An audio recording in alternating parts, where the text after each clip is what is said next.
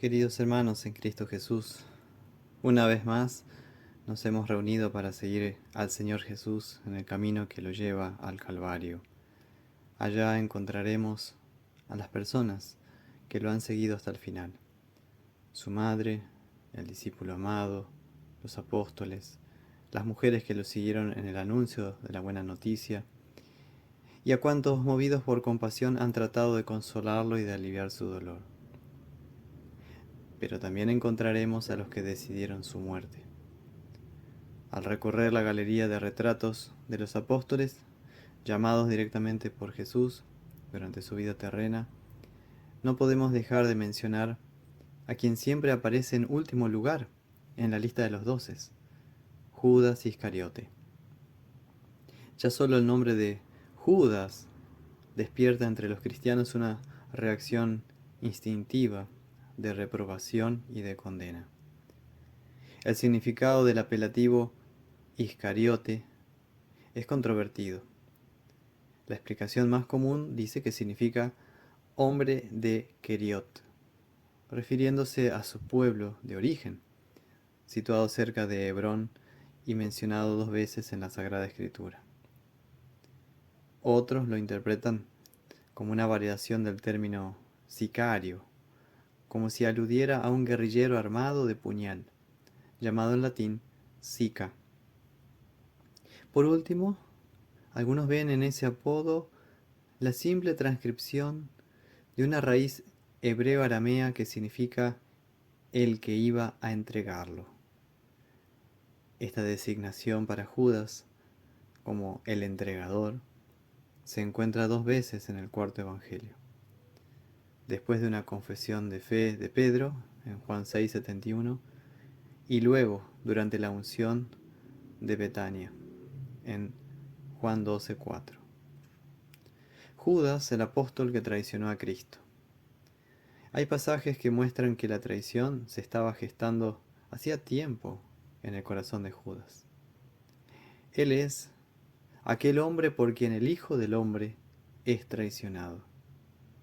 Así se dice de él durante la última cena, después del anuncio de la traición, por parte del mismo Jesús, y luego en el momento en que Jesús fue arrestado. Sin embargo, las listas de los 12 recuerdan la traición como algo ya acontecido. Dice Marcos 3:19, Judas Iscariote, el que le entregó. Mateo y Lucas también utilizan fórmulas equivalentes. La traición, en cuanto tal, tuvo lugar en 2 momentos. Ante todo, en su gestación, cuando Judas se pone de acuerdo con los enemigos de Jesús por 30 monedas de plata. Y después, en su ejecución, con el beso que dio al Maestro en el Getsemaní. En cualquier caso, los evangelistas insisten en que le correspondía con pleno derecho el título de apóstol. Repetidamente se le llama uno de los 12 o uno del número de los 12. Más aún, en 2 ocasiones Jesús, dirigiéndose a los apóstoles y hablando precisamente de él, lo indica como uno de vosotros. Y Pedro dirá de Judas en Hechos 1:17, que era contado con nosotros y tenía parte en este ministerio.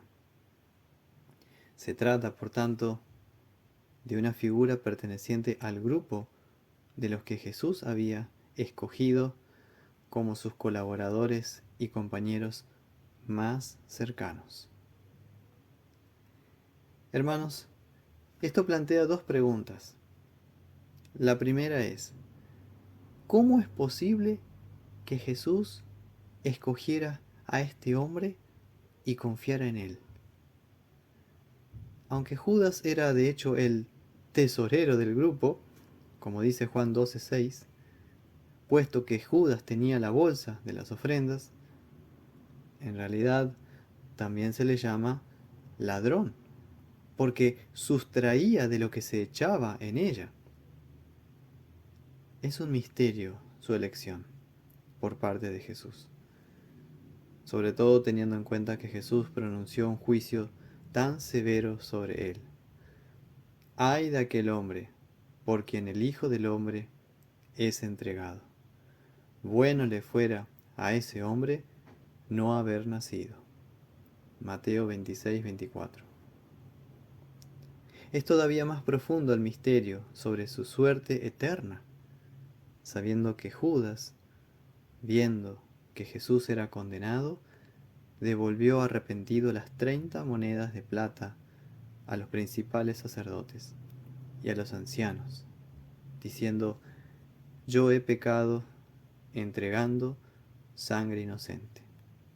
Y luego se alejó para ahorcarse, como está en Mateo 27, 3 al 5. A nosotros no nos corresponde juzgar este gesto desesperado de Judas, pero sí podemos decir que, como enseñanza, de aquí aprendemos que, además de la contrición o dolor por el pecado, tal como le sucedió a Judas, nosotros añadimos como segunda parte del arrepentimiento la fe en Cristo. Decimos que en estos terrores o culpas que uno puede sentir, debe presentárseles a las conciencias el Evangelio de Cristo, en el que se promete gratuitamente remisión de pecados por causa de Cristo. Deben creer que por causa de Cristo sus pecados les son perdonados gratuitamente. Esta fe levanta, sustenta y vivifica a los corazones tristes, contritos, según la aseveración de San Pablo en Romanos 5:1, que justificados pues por la fe tenemos paz para con Dios. Esta fe obtiene la remisión de los pecados. Esta fe nos hace justos ante Dios, como lo asegura el mismo texto, justificados por la fe. Esta fe muestra en qué se diferencian la contrición de Judas con la de, por ejemplo, la de Pedro en la pasión de Cristo. Así enseñamos en la Apología de la Confesión de Augsburgo, artículo 12, párrafos 35 y 36. Pero, hermanos, hay una segunda pregunta todavía acerca del comportamiento de Judas. ¿Por qué traicionó a Jesús? Se han hecho varias hipótesis. Algunos recurren al factor de la codicia por dinero. Otros dan una explicación de carácter mesiánico, que Judas habría quedado decepcionado al ver que Jesús no incluía en su programa la liberación político-militar de su país, Israel.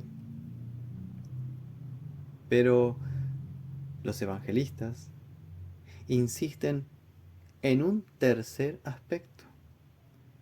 San Juan dice expresamente que el diablo ya había puesto en el corazón de Judas Iscariote, hijo de Simón, que le entregase.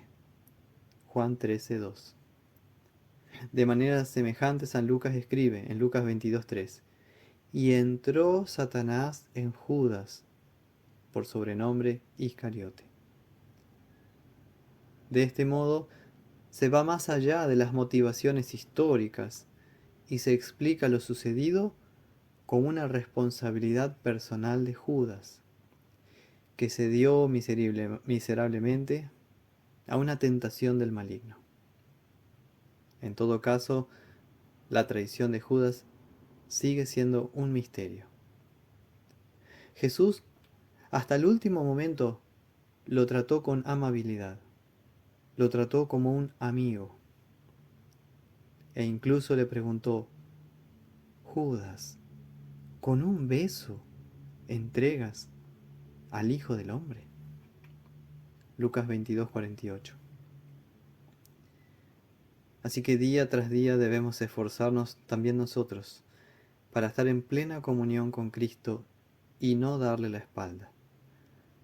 Recordemos que incluso Pedro falló y se opuso a Jesús y a lo que le esperaba en Jerusalén, pero recibió una fortísima reprensión. Quítate delante de mí, Satanás, porque no pones la mira en las cosas de Dios, sino en las de los hombres. Marcos 8:33.